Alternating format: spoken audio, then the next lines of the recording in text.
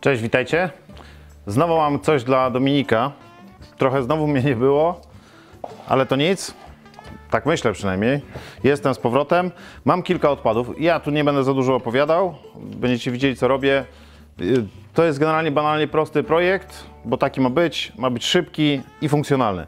Znalazłem trochę odpadów na listewki i znalazłem też taki blok, który to jest wszystko orzech.